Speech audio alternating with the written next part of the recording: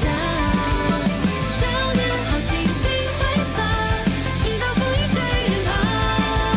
山若浮夸，一决高下，何惧咫尺或天涯？恩怨天堑尽一发，此情定不负韶华。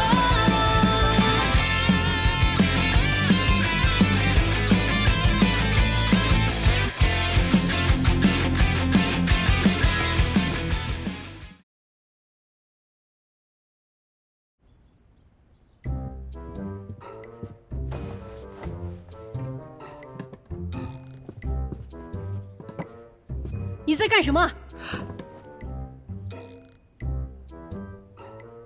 糟了，忘锁门了。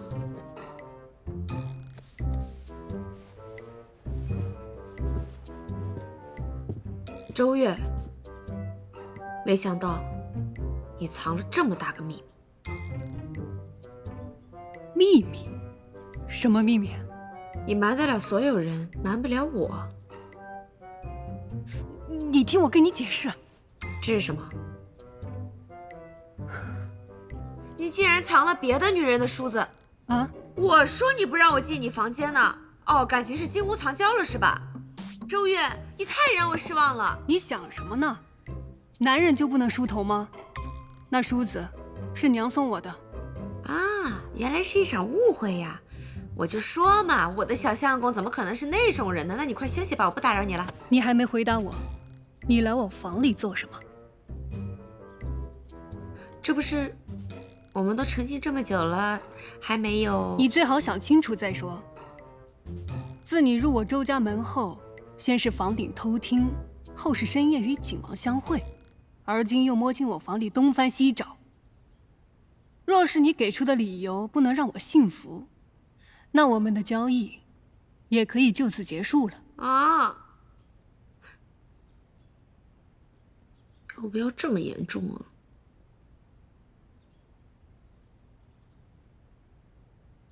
那你让我说也行。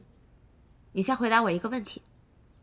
你说，齐章是你表哥，那为什么在铜雀楼的时候你要装不认识他？你们两个有什么秘密？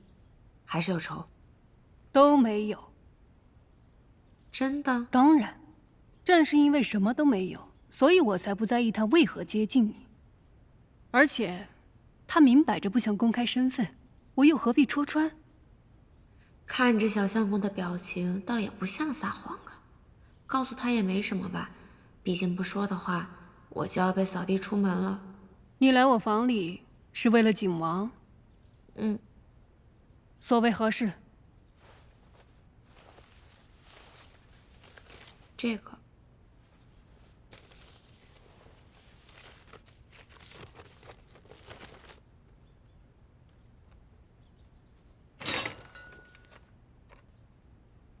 哎呀，这剑可真不错。可惜了，在这周家，只能当个摆件。谁说一定要手持刀刃利剑才能杀戮了？所以你在人周家蹭吃蹭喝，就是想看看他们不用刀剑能不能杀人啊？啊？刻意避嫌只会让老太太对我设防。有道理。对了，那小丫头可有动静？你说那个妙人啊？本来听你的分析，我还觉得你进周家合情合理，怎么我现在又觉得你别有用心呢？哎，还不承认？这周家是你的外家，你跟老太太说你想进你母亲的房间看看，这有何难啊？为什么非得让小娘子给你偷钥匙啊？只有让老太太措手不及，我才能看见我想看见的。算你狡辩的有几分道理。只是我有一事不明，为何这钥匙会在周月的手中？难道其中有猫腻？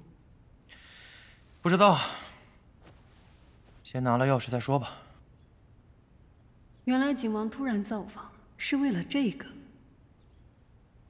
相公，你别犯难了，我这就去回了那大公鸡。我说这笔买卖我不做了。东西我可以给他，你先暂且出去等我片刻。啊？去吧。哦。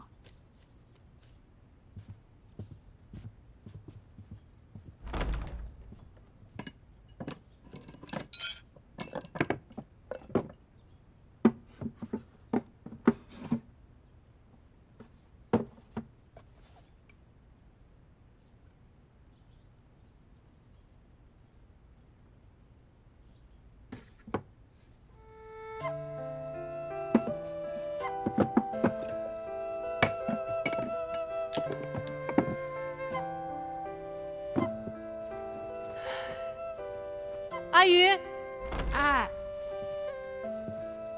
你过来坐。啊？过来。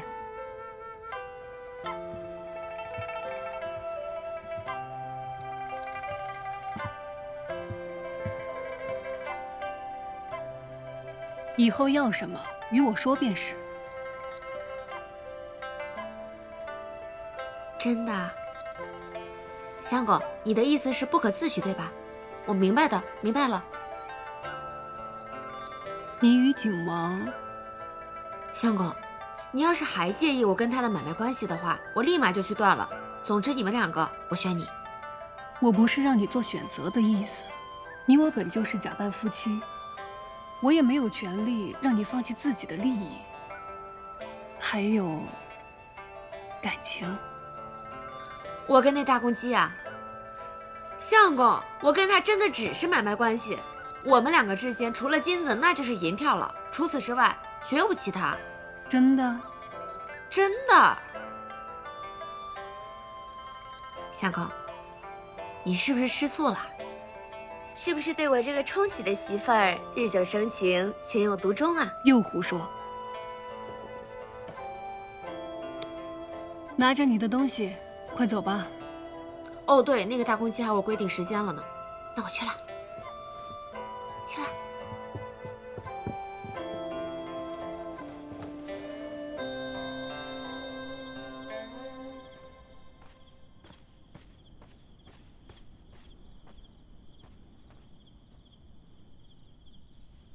布谷，布谷，布谷。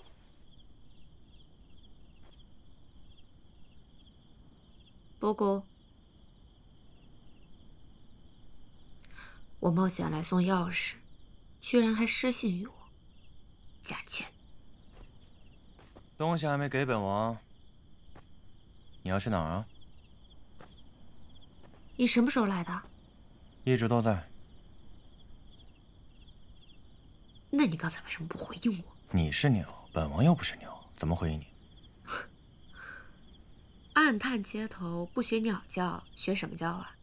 你要让我大喊“景王殿下，你快出来呀！你让我偷的东西我得手啦！”这样。反正周家也不敢对我怎么样。至于你，他可以试一试。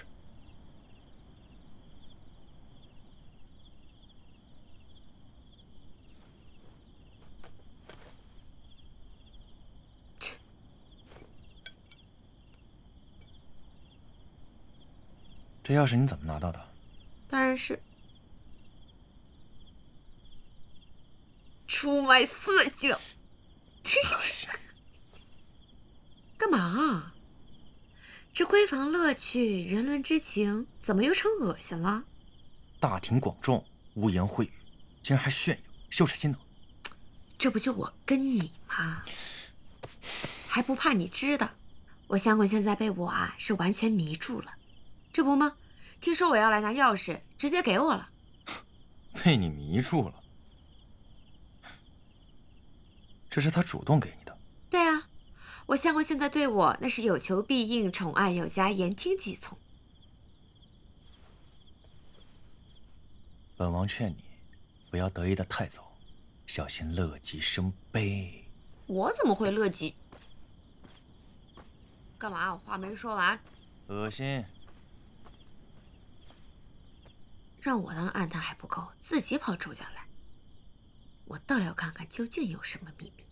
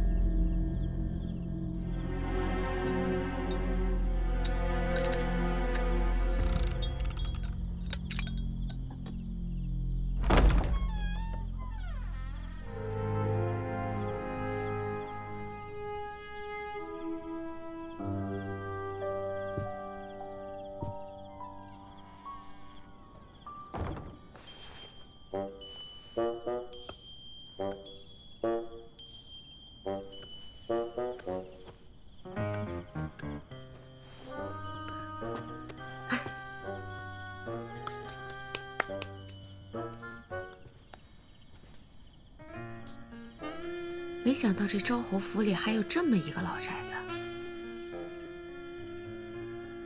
这么多兰花，周侯府里面一个一个不是精于算计，就是小肚鸡肠，竟然还有这般平静之人，独爱这花中君子。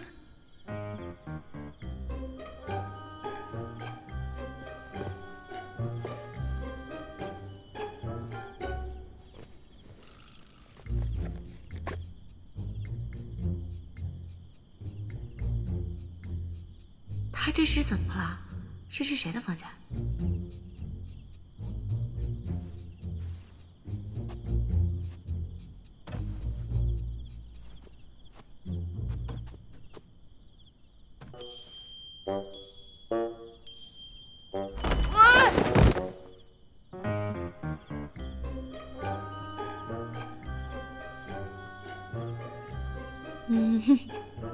吓死我了！不好意思啊，走错了。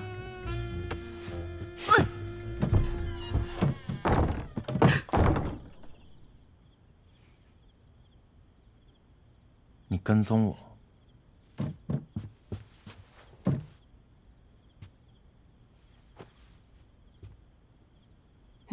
谁跟踪你啊？我是出来赏赏月的。那可真奇了怪了。今晚这月亮不在天上挂着，跑到屋里来了。我打开天窗说亮话了啊！我来就是想看看你有什么阴谋。要是我给你的，万一想对周家谋财害命的话，我一定要撇清关系的。撇清关系？你觉得还来得及吗？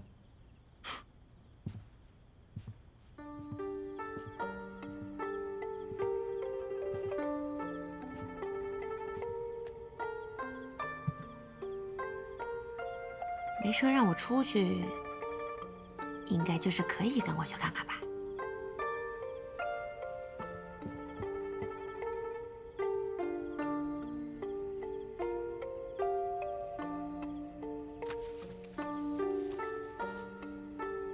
看起来是个女子的闺房啊，是谁的？啊？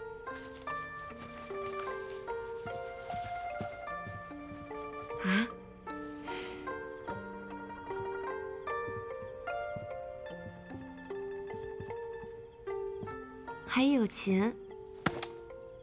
别动！这么紧张？莫非是你意中人的房间啊？默认了。让我猜猜啊，一定是你与周家哪位女子相恋，然后呢，以当时的你无兵无权又没钱，于是就遭到了周老太太的棒打鸳鸯，所以对她一直怀恨在心，对不对？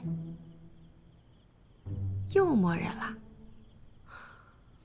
难怪你狗家收买我，让我靠近周老太太身边，为的就是伺机报复，是不是？他如此凝视我，肯定是被我惊人的才貌给镇住了。天下竟有如此愚笨之人，还不自知。想必你与那周家女子一定是爱得死去活来。别猜了，这是我母亲的房间。先景王妃周幽啊？是的。那我也看过，盛世红颜这话本里说过，大齐百年盛世红颜，周家女嘛。你这都是从哪儿听来的？这么火的话本，谁没看过？虽然嘛，后来是让官府给查了，不能再唱了，但是也是风靡一时啊。说的是太傅的独生女，皇上的青梅竹马，最后还险些做了皇后。什么青梅竹马？我外祖父曾经官拜太傅，是当今皇上前几时的老师，所以他们见过几次面，但也只是几次而已。所以不要再乱传了。也不是我传的，你这么凶我干嘛呀？这个你能不能？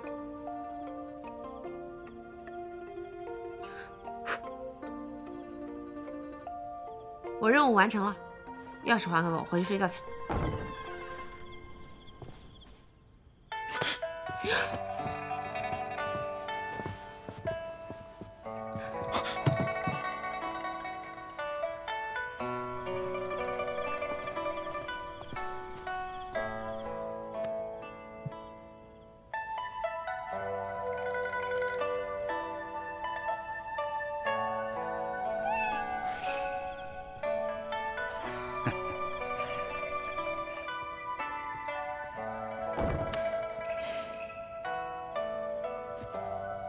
跟你八字不合，每次跟你遇见都能徘徊在被发现的边缘。切！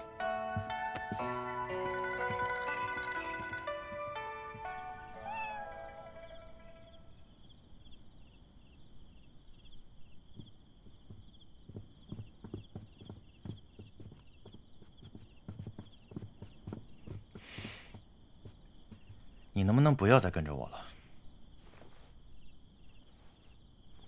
双倍酬金。以本王对周月的了解，既然他愿意主动交出这把钥匙，肯定是看在本王的面子。所以这单生意，本王只能给周夫人一点点跑腿费。你摆我一道。做人不要太贪，小心跟老太太一样，贪字变成贫字。还有何事？我特别好奇啊，你跟老太太到底什么仇什么怨啊？之前拿我相公捐了半副身家的事情，已经给他气个半死了，还不够啊？不够。什么意思？1000两。凭什么？你给我1000两，我帮你出气。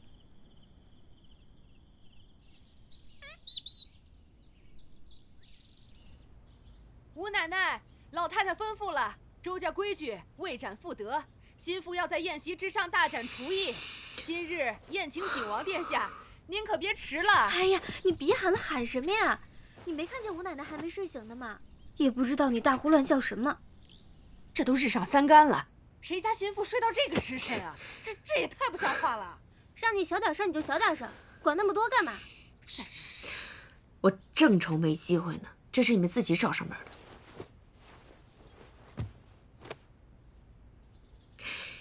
请嬷嬷回去告诉祖母，就说孙喜已经起来了，这就沐浴下厨，然后定不会让他失望的。这么痛快，转性啦？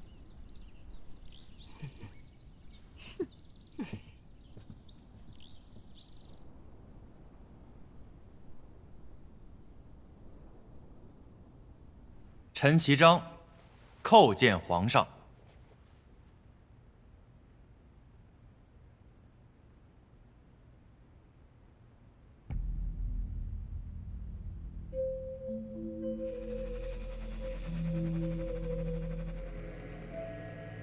皇上，皇上，平身。谢皇上。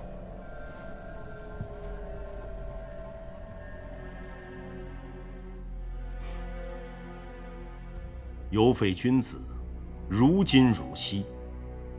朕当年巡视雍州之时，你还是垂髫少年，而今你已继承了景王之位，而雍州更是重安道泰，果真英雄出少年呐！皇上谬赞，这一切不过仰仗皇上的福泽罢了。你应该是永安元年生的吧？是。是哪个月份？回皇上，永安元年11月初10。11月。据家父所言，皇上隆恩当年还曾厚赏。是啊，景王有后，那是国之喜事。白玉不悔，孰为规章？也是你父母对你寄予的厚望。臣定当谨记父母遗命，上不愧皇恩，下不愧本心。宁王到。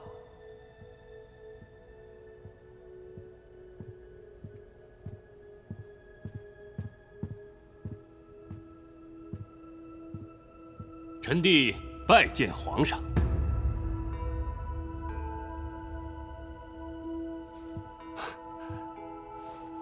宁王，景王有礼了。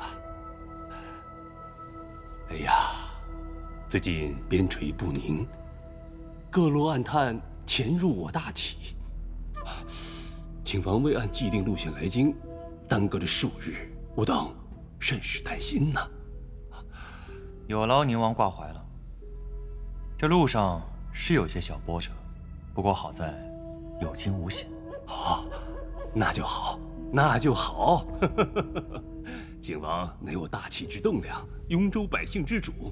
哎呀，可千万要当心呐！啊！宁王言重了。普天之下，莫非王土，天下百姓归心，皆臣服于皇上圣明。啊，皇上圣明。你我君臣一心，乃是我大齐之福。景王，你此次来京，安住何处啊？啊，回皇上，景王府邸尚在修缮，臣弟已发出了请帖，为景王择了一处宅子。此等小事，就不劳烦宁王了。皇上，周家是臣的外家，臣已入住周府。你刚才也说了，那周家毕竟是外家，自然多有不便。这样吧，朕东郊的锦园还空着，不如你就先安住着吧。谢皇上。你也马上就要及冠了，京中皇室子弟到了你这个年纪，那子嗣都有了。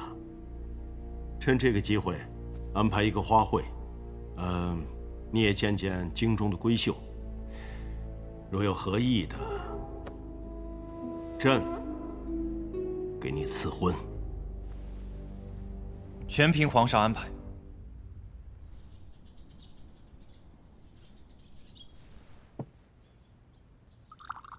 皇上为何要问你生辰啊？君心难测。你只要记住，往后我便是11月生人。皇上还给我赐了个园子，这是在提醒我，让我早日搬离周府。搬出去也好，这样周家就能放松警惕了。不过，你的小娘子怎么办啊？说起她，我想起来了，我花了1000两。沈瑜说，今日要让我看个热闹。有热闹，我最喜欢看热闹了，赶紧走。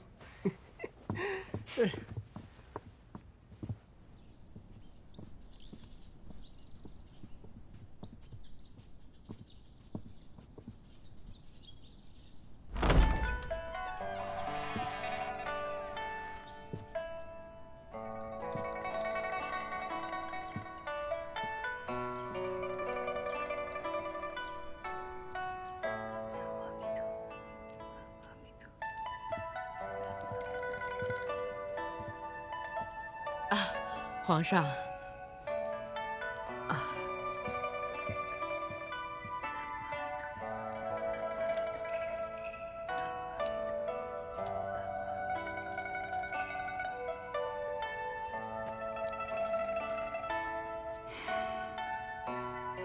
你我相识于微时，也曾有过琴瑟在御的美好。为何你现在对我一直如此冷淡？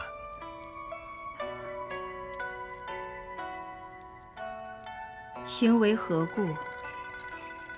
难道皇上自己不清楚吗？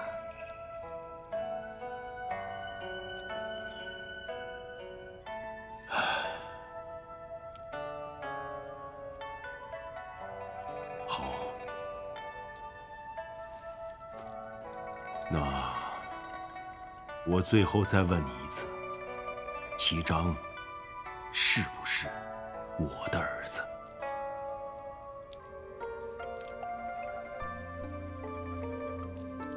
皇上不是早已经调查过他的生辰了吗？我想听你亲口说。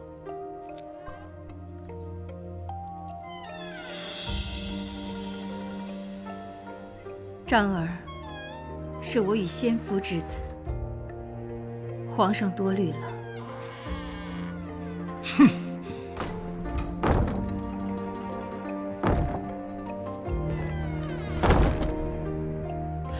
王妃，皇上会不会对少主不利啊？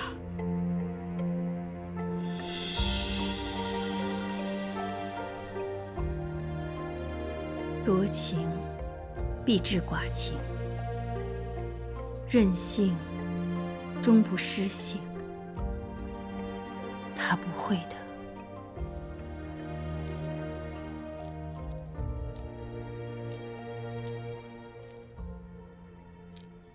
全胜，给朕派人杀了齐章。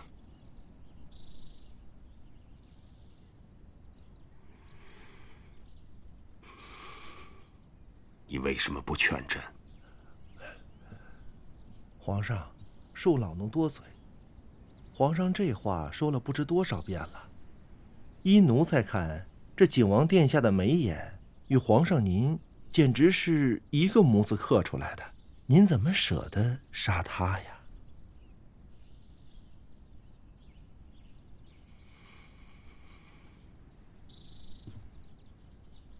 一个模子刻出来的吗？哼，你倒是看得清啊。皇上谬在，奴才也只是时而看得清，时而看不清罢了。那你今日看不清什么？奴才以为这宁王平时与景王殿下也素无来往，可是今日为何如此关心？许是这皇亲血脉导致让宁王如此挂怀呀。宁王之心，朕如何不知？那自然，这天下之事，就算藏得再深，也逃不过皇上您的眼睛。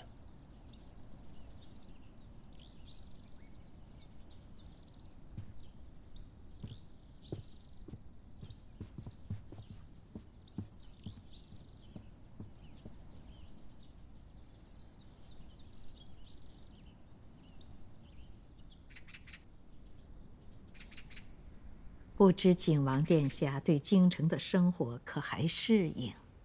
周家的吃穿用度一应俱全，本王还有些舍不得离开了呢。啊，若是景王愿意住下，多住几日便是。好。齐章哥哥，你来京之后还尚未游览过吧？要不明日我带你出去转转？就不劳烦三小姐了。不碍事的，能和齐章哥哥一起，我开心还来不及呢。好像还有人没有来吧？啊，侯爷前几日带着周林去了西山，待他回来再给景王殿下接风就是了。无妨。五郎还有三夫人呢？皇上的封官下来了，五郎被分去了刑部，今日上任。三夫人身体不适，便在房内用膳了。那可要恭喜老太太了。这五郎去了刑部，拥有了实权，到时候闯出一番天地，这周家的门楣可能还要靠他来振兴啊！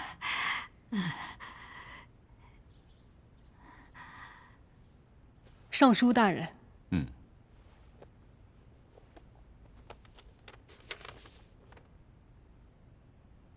好，周郎中果然是一表人才。我刑部以后的重任，还是会交给你们年轻人的，你可要多多努力啊！谢大人鼓励。给你介绍一下，这两位是赵郎中和钱郎中。两位大人，有礼了。啊，有礼了。阿月，你真来刑部了，太好了。高大人，你们二位熟识？那便好了。高侍郎比你早来1年，有什么问题的话，你可以请教他。大人请放心，我与阿月关系匪浅，我必定将我毕生所学全部传授于他。虽然他这天资方面较我而言稍微逊色了一些，但是只要肯花功夫，还是有前途的。好，高侍郎好像刚接了一个案子。周郎中，你若方便的话，可以与他一起办案，正好熟悉一下咱们刑部的办案流程。方便。阿月刚来京城不久，也没什么朋友，肯定能参加。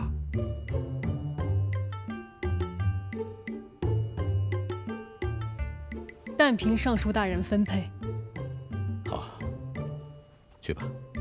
说起五郎啊，你娘生前和五郎的父亲最为要好，你们两个可不要生分了才是啊。还有这种事情呢？有几年，那几年五郎的父亲戍边在外，常会寄信寄礼物回来给你尚未出阁的母亲。唉，只可惜呀。可惜什么？不说了，不说了。这兄妹之间磕磕绊绊，那是常有的事儿。有几个不生嫌隙的。老太太说的是，我娘家的姐姐和兄弟还是一母同胞呢，结果因为一些钱财的纠纷，竟然动了刀子，差点闹出了人命。哎呀，不说了，不说了，不说了。来了来了，诸位等着急了吧？哟，还准备了菜呀，能上得了台面吗？可别吃坏了启章哥哥的身子。三妹妹，你说的太对了，所以啊，我只能发挥自己的专长，给每个人都准备了一份药膳。三妹妹，我看你啊，平时口气慎重，嘴巴臭得厉害，所以啊，给你准备了一份清热去火的口气清新汤，保准药到病除。妹妹一定要多喝一点啊。老太太，这是给您准备的清肝寡欲汤。我平时看您啊，这眼睛里面血丝太多了，想着应该是贪念太多伤了肝，所以才给您做这碗汤的。老太太，孙媳觉得吧？孙媳觉得吧，家财万贯，这死了谁也带不走，还是放放手，多喝点汤吧。大伯母呢？您的症状跟老太太其实相似，我想着老太太年岁已经高了，喝不了这许多，您就捡着她的喝吧，反正您平时也是愿意食人牙慧。哦，哎呦，我说什么呢？是跟老太太一心一意，所以肯定不会嫌弃她的，对吧？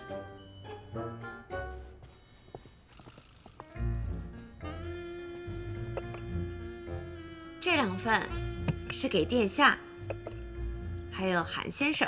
哎，那我这份可也有名字？当然了，舒心解气汤多适合你啊！甚好。不吃了。什么药膳，装腔作势，一派胡言。你这孩子又闹脾气，刚才还说陪殿下出去逛逛，你若这样，谁还敢与你出去？我和齐章哥哥一起，不会这样的。好啊，我在这给你出气，你竟然要跟周一慧相约闲逛。来尝尝。我突然想起来，我这药膳里面加了荠菜，对肾虚之人呢，还是少服用比较好。殿下，您还是别喝了。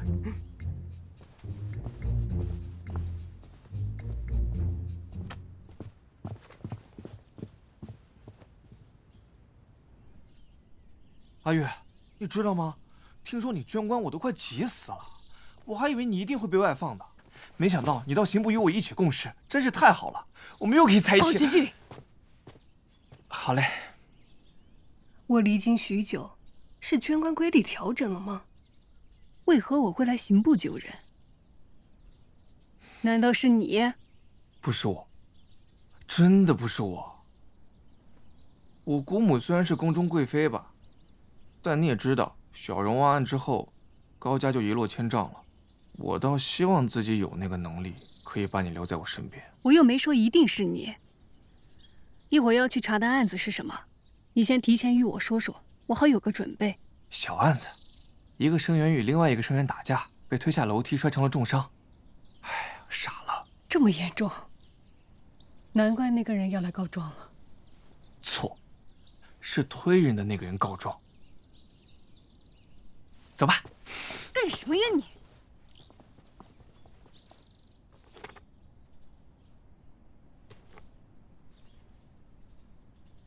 何意啊？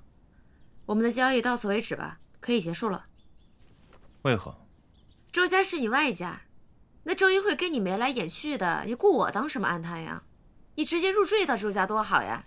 你别说是一把钥匙，你整个周家都是你的。怎么做是我的事情，你只管拿钱办事。你这钱我不赚了，我不玩了。行了，到底是何原因？万一你这个我看上周一慧那个绿豆了，她以后也成我东家，我未来这日子我过不过了。就因为这个？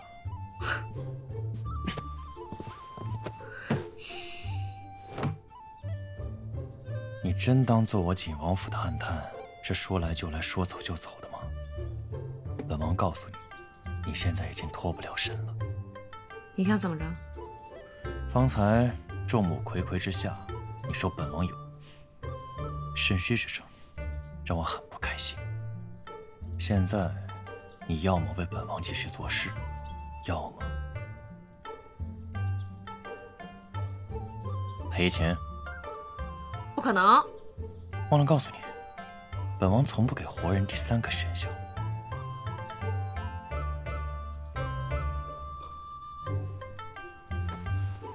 东家，哎呦，你不要生气嘛，我开玩笑的。那整个大秦上下再也找不到第二个比你好的人了，我怎么可能舍得有二心嘛？没有二心那便最好。本王现在给你布置下个任务，让老太太对你知无不言。大哥，我刚把那起子人气了个半死，你现在让我跟他们哥俩好，怎么可能？我干不了。这么说来，你还是选择了第三个选项。我尽量吧。那还愣着干嘛呀？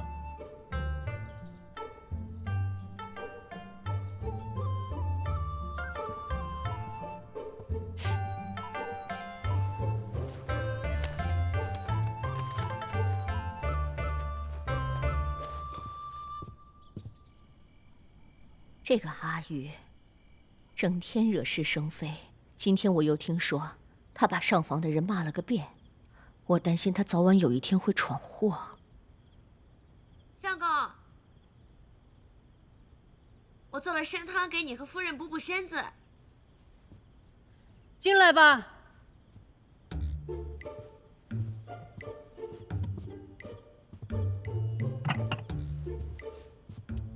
阿鱼，你有什么事吗？相公，我想出去做事。为何突然要去做事？我不想总是依靠着相公生活了。再说侯门公府里，我又没有娘家撑腰。我想着，我要是自己能谋一份营生，也算给自己挣一份尊严。可你毕竟是周家的五少奶奶，若让人知道你在外做事，传出去怕有失体面。我在家里留着也无所谓啊，关键是，我怕给相公还有夫人惹是生非，闯大祸。哎，阿鱼说的倒也有些道理。哎，只可惜我又不能做官，要不然我也想去刑部那样的地方，够气派，这样又能避开上房，也不会太丢人。说起来，刑部为方便入肛门内院录女捐证词，倒是设有女掌顾的职位，但多是平家妇人担任，也无品级。你去了免不得会受累啊。嗨，都出去做事了，还管什么累不累啊？再说了，去刑部不是还有小相公吗？这样也算夫唱妇随。那我试试吧。太好了，终于能进刑部接触卷宗了。难道真是周老太太故意将你母亲之事指向三房？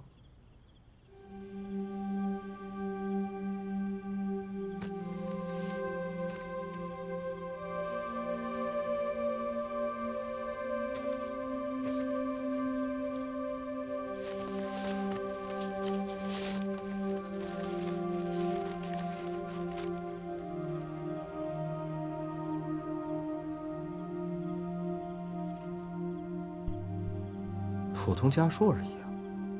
这是周月父亲给我母亲写的信，上面的字迹与当年要我母亲进京的那封家书字迹相同。你是怀疑王妃失踪与周月的父亲有关？至少是有人想让我这么认为。你从哪儿得到的这些家书？就在我母亲的闺房中，似乎等着被我发现。难怪宴席上周老太太和周侯夫人欲说还休，他们就是故意让你起疑心啊！我现在怀疑，老太太是故意把钥匙交给周月的。那你打算怎么办？将计就计。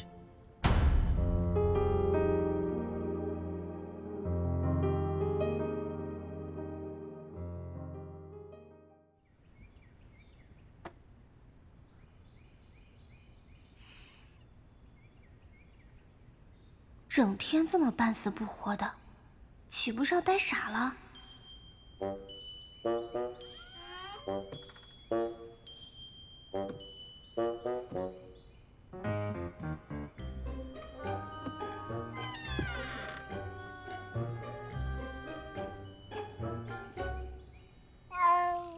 嘘，谁？都怪你，回头把你炖的生猫肉。你为何如此恶毒，竟要为难一只猫？放心吧，炖了你，我也舍不得炖了它呀。你每天吃的肉都是他辛苦找来的。你说什么？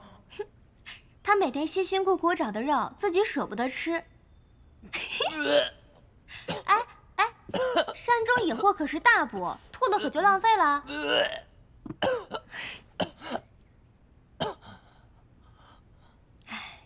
好了，逗你玩呢。你每天这么闷闷的，没有我你多不快乐呀。你怎么啦？我这眼睛，到底什么时候才能好啊？来，让沈姨看看。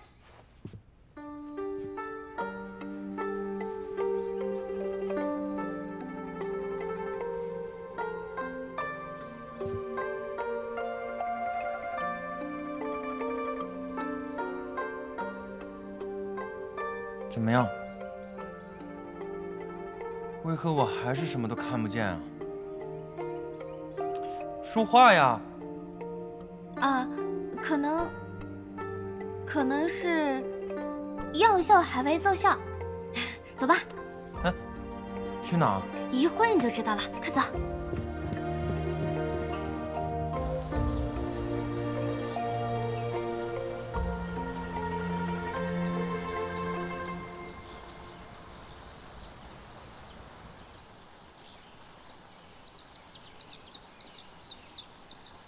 这是哪里啊？你听，这儿的地气有助发挥药效，让你排出毒素。医术不精，花样倒不少。医术都是多余的，万物自有缘法，相生相克都能治病。我师父说的。你师父究竟是大夫还是方外之人啊？既然你这么好奇，那我也不怕告诉你了。其实啊，我师父是神仙。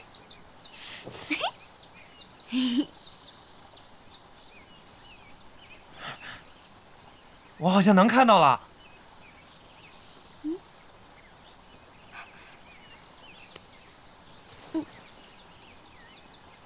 但是，好像只能看见影子。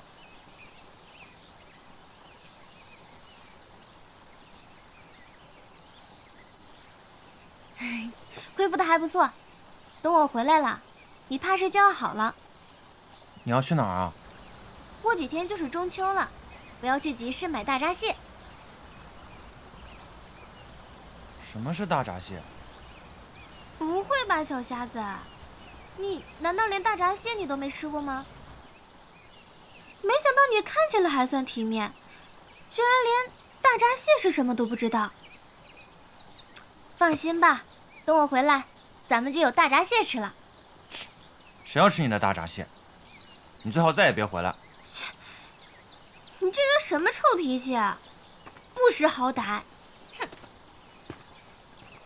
哎，喂，哎。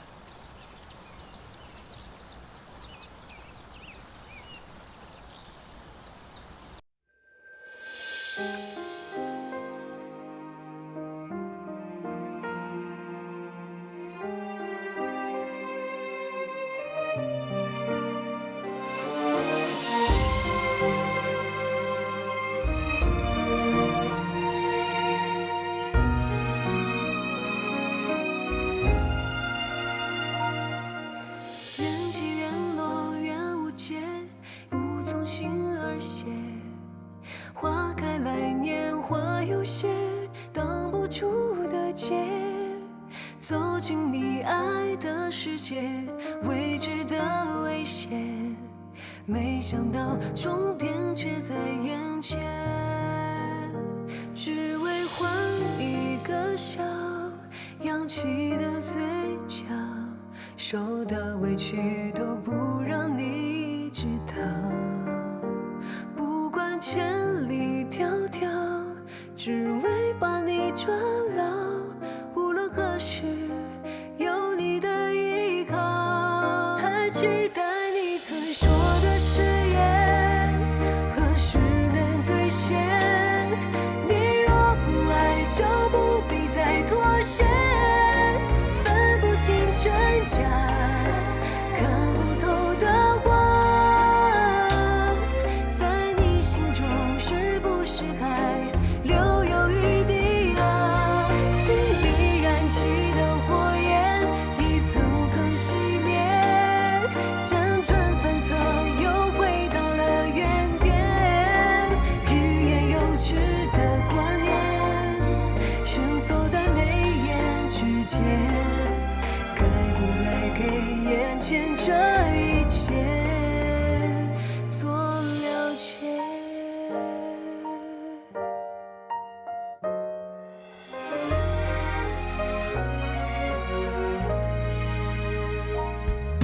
相思相伴相依恋，或许是敷衍。